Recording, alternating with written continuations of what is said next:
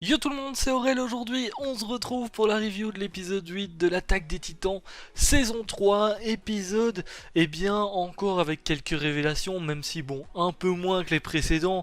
Il était temps que ça soit un petit peu plus calme, enfin calme, ça dépend de quelle manière est-ce qu'on prend cette phrase tout simplement. Si vous n'avez pas vu l'épisode, je vous invite à aller le voir, c'est dispo sur Wakanim comme d'habitude. Vous avez le lien en description. Je rappelle que pour avoir les épisodes gratuitement, il faut attendre une semaine, donc à partir de maintenant, vous avez l'épisode 7 qui est tout simplement gratuit. Donc lien en description. Et du coup, on va parler de cet épisode 8. Effectivement, la dernière fois, on avait eu le choix d'Historia qui était de sauver Eren. Je rappelle que Eren avait été ligoté tout simplement par le père d'Historia parce qu'il voulait récupérer le pouvoir d'Eren tout simplement. Et ce pouvoir n'est utilisable à 100% que quand c'est un race qui l'a. Bon, on avait aussi appris du coup que le père d'Eren avait bouffé le titan de Freyda, donc qui est en fait la demi-sœur d'Historia. Enfin, il y a plein de trucs, donc bon, je vais pas tout vous résumer parce que si je dois vous résumer les derniers épisodes, c'est un petit peu compliqué. Et donc, Historia avait effectivement fait le choix de sauver Eren et le père d'Historia, lui, avait complètement pété les plombs et il avait décidé de boire le liquide qui permet de se transformer en titan. On s'était laissé là lors du dernier épisode, on avait l'escouade de Levi qui était arrivé dans l'espèce de grotte en dessous de la chapelle et qui avait commencé à se battre. Sauf que ils ont vite été arrêtés étant donné que les soldats aux ordres de Kenny avaient prévu le coup et ont tout simplement un petit peu barricadé l'entrée de la grotte où se trouve Eren justement. Du coup, bon, il y a tout de même le père d'Historia qui se transforme en titan. Bon, on comprend bien vite que sa transformation est assez bizarre. Hein, on va dire. Bon, pendant ce temps-là, Historia essaye toujours de libérer Eren. Heureusement, grâce au grabuge que fait Road Race, donc le père d'Historia en se transformant, une faille se crée du côté du groupe de Levi. Bon, il décide du coup d'envoyer Armin et je sais plus c'est qui va avec Armin, enfin soit pour mettre Hansi sur le côté parce qu'Hansi c'est vrai que dans le dernier épisode elle avait été quand même blessée, on savait pas trop si elle allait s'en sortir ou pas, enfin du moins de ce qu'on avait vu, même si bon l'air de rien c'est un personnage un petit peu principal on va dire, on la voit assez souvent donc qu'est-ce qu'on aurait pu se dire, elle meurt ou pas, c'est une bonne question. Maintenant je pense que dans Shingeki, contrairement à dans d'autres animés, d'autres mangas, c'est pas un souci pour eux de faire mourir un personnage qu'on voit assez souvent, je pense, et ça risque d'arriver à l'avenir, à mon avis.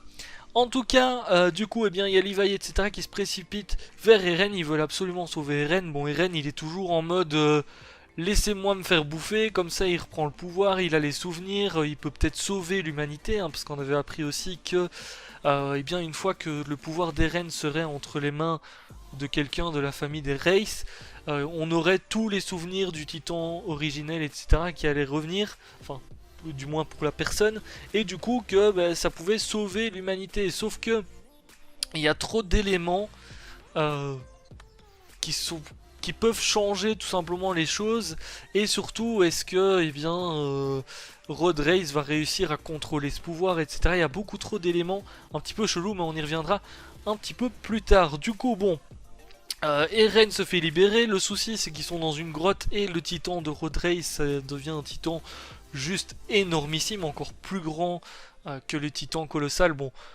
ça se voit qu'il contrôle pas très bien ses pouvoirs, on va dire, parce que sa transformation, elle est pas forcément complète. On va dire ça comme ça se voit que c'est la première fois qu'il se transforme tout simplement. Bon, Eren décide de sauver tout le groupe parce que sinon, tout simplement, la grotte va tomber et ça risque de faire du grabuge. Donc, Eren voit un espèce de flacon tout simplement à terre où il est marqué armure. Et en 2 temps 3 mouvements, boum, il prend le flacon. Il boit en soi le liquide et il fonce vers justement le titan de Road Race. Et boum, là, un nouveau pouvoir d'Eren. Alors est-ce qu'il va réussir à le contrôler correctement à partir de maintenant? On verra bien la prochaine fois qu'il va essayer de le réutiliser. Mais il arrive à créer en fait la même matière qu'il y avait tout simplement dans la grotte, qui a maintenu la grotte comme ça. C'est en fait de la chair qui est durcie tout simplement l'espèce de glace chelou qu'on avait en fait tout simplement. Donc c'est de la chair de titan mais un petit peu durcie. Et du coup eh bien il utilise ça tout simplement pour maintenir la grotte au moins où il y a les squads de Levi, parce qu'ils sont tous derrière lui et bon ça risque d'être un petit peu le bordel, il y a des rochers qui commencent à tomber etc. Il utilise ce nouveau pouvoir justement et il sauve un petit peu tout le monde. Pendant ce temps-là, Road Race, bah en fait, ça se voit qu'il contrôle pas très bien en soi son titan, parce qu'il aurait pu très bien tenter d'attaquer tout simplement Eren, de déjà le choper, parce que son objectif c'est de bouffer Eren du coup. Sauf que, eh bien, petit à petit, il se dirige vers le mur Sina pour bah, tout simplement attaquer. Donc ça devient un petit peu compliqué. Bon, on a une partie de l'escouade aussi d'Erwin qui arrive et qui vient voir ce qui se passe, hein, parce que bon, ils avaient été prévenus, etc. un petit peu de la situation, hein, vu que eux, de leur côté, ils faisaient leur coup d'état. Ils viennent un petit peu voir ce qui se passe. Bon, là, ça devient un petit peu compliqué. On a tout de même Eren qui est sauvé. Hansi, elle se fait soigner. Donc, on va dire que ça commence un petit peu... on voit la fin du tunnel, on va dire ça comme ça. Et bon, il faut trouver absolument une solution justement pour le titan de Road Race, parce qu'il se dirige vers le mur Sina et ça risque de faire un carnage si jamais il arrive jusque là-bas. Mais n'empêche que, eh bien, une question se pose toujours. Qu'est-ce que Historia va choisir? Quelle va être la décision tout simplement d'Eren aussi? Parce que, eh bien, on a appris que effectivement, si quelqu'un des Races reprenait le pouvoir d'Eren, il aurait tout simplement les souvenirs du titan original, du premier roi, etc. Donc il pourrait en soi sauver l'humanité, sauf que bah, c'est un petit peu compliqué parce que ils ont pas non plus tous les éléments, ils savent pas comment est-ce que ça va se passer à ce niveau-là, est-ce qu'il y a vraiment moyen, parce que en soi, si imaginons que Road Race bouffe justement Eren, ben, il se ferait entre guillemets contrôlé par le premier roi, par les souvenirs, etc. Donc est-ce qu'il y aurait moyen de faire quelque chose par rapport à ça? Donc ben, il commence petit à petit à prendre une petite décision notamment. Bon, la décision revient du coup à Eren qui est prêt à se sacrifier, sauf que Historia de son côté, bah, justement, elle essaye de débattre pour qu'Eren ne se sacrifie pas tout simplement parce que il y a trop d'éléments dont on ne sait pas comment ça va se passer tout simplement. Comme je vous disais, est-ce qu'il y a vraiment moyen en soi de contrôler Road Race après, de contrôler un petit peu sa mémoire entre guillemets pour qu'il évite de se faire contrôler par le premier roi et par les souvenirs du titan originel, etc. Parce qu'effectivement, si ça arrive, ben, il voudra que ce soit les titans tout simplement qui prennent le pouvoir. Donc c'est un petit peu compliqué et Historia elle est pour qu'Eren tout simplement continue à lutter, etc. Et puis surtout qu'il y a toujours la question de la cave, hein, de la cave dont le père d'Eren avait tout simplement donné la clé. Je me souviens plus si la cave c'est exactement en dessous de la maison d'Eren ou pas, je sais plus si c'est exactement en dessous de la maison d'Eren, enfin soit, je crois que c'était dans une petite cabane un petit peu plus loin dans la nature, mais je sais plus, enfin soit, ça on s'en fout, c'est juste, c'est juste une hésitation sur le lieu tout simplement. Et à partir de là, effectivement, il y a peut-être une autre solution qui peut être envisageable, c'est que bah, y ait des réponses justement dans cette cave et surtout, eh bien, Historia essaie un petit peu de raisonner Eren parce que c'est vrai qu'Eren actuellement, il est un petit peu perdu hein, parce qu'il a vu tout simplement son père bouffer quelqu'un de la famille Race pour récupérer le pouvoir, donc il sait pas si son père effectivement il était gentil ou méchant en soi parce qu'il voulait peut-être juste s'approprier le pouvoir. Et au final, Historia, eh bien, elle est redevenue, on va dire, un petit peu normale. Ça se voit qu'elle ne se fait plus contrôler. Alors je mets ça entre guillemets parce que c'est pas vraiment son père qui la contrôlait, mais ça se voit qu'elle a repris bien la raison, etc. Et puis bon, elle explique à Eren que si son père a fait ça, c'est très certainement qu'il y a une manière de sauver l'humanité, tout simplement, sans avoir recours à quelqu'un des races et à ce pouvoir originel. Enfin, et à ce pouvoir, et puis surtout que ça peut causer des soucis si effectivement c'est le premier roi et les souvenirs du titan originel qui prennent le contrôle. Donc, décision prise à ce niveau-là, Eren va garder ses pouvoirs, il va pas se faire bouffer.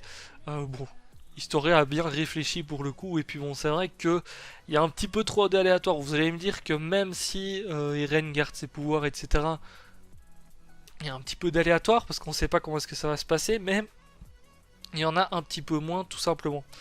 Donc après on retrouve tout simplement, enfin ils sont tous un petit peu dirigés vers justement la ville de... c'est la ville de comment? Ovurde, un truc comme ça, je sais plus le nom de la ville parce que c'est un nom assez chelou. Et donc là ils essayent d'établir tout simplement un plan pour arrêter le titan de Rodrey. Sauf que ils annoncent aussi à Historia qu'elle va prendre tout simplement, enfin ils veulent tout simplement que Historia prenne le pouvoir.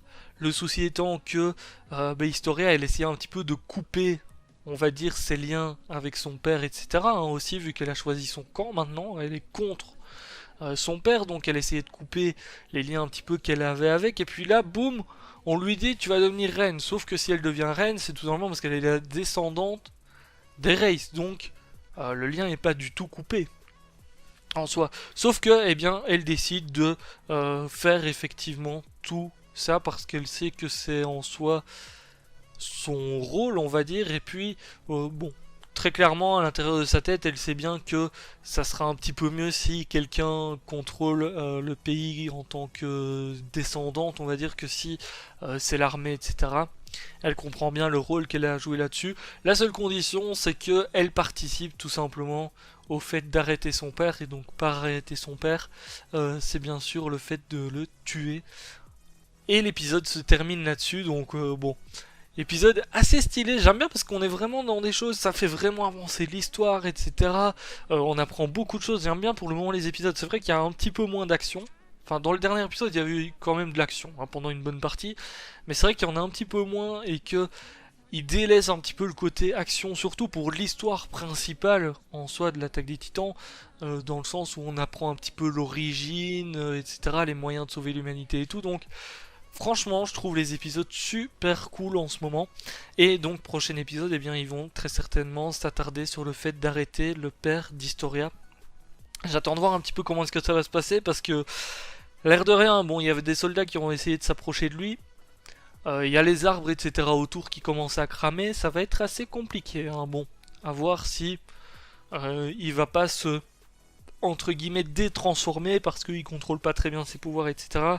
Et puis bon, à voir s'il n'y a pas d'autres titans qui vont arriver pour l'aider, tout simplement, parce que bon, il y a toujours le titan bestial et tout ça qui peuvent arriver, on sait pas de où, parce que bon, le titan bestial, quand on le voyait déjà dans la saison 2, il avait l'air assez intelligent, il savait ce qu'il faisait, etc. Ça peut être assez compliqué, donc on sait jamais ce qui peut arriver, tout simplement, s'il peut avoir des alliés qui vont arriver ou pas, ne sait-on jamais. En tout cas, moi je vais vous laisser là pour cette vidéo review. N'hésitez pas à lâcher le petit pouce bleu si ça vous a plu. Je vous dis à très très bientôt. N'hésitez pas à donner votre avis aussi dans les commentaires, etc. Ciao, bye bye.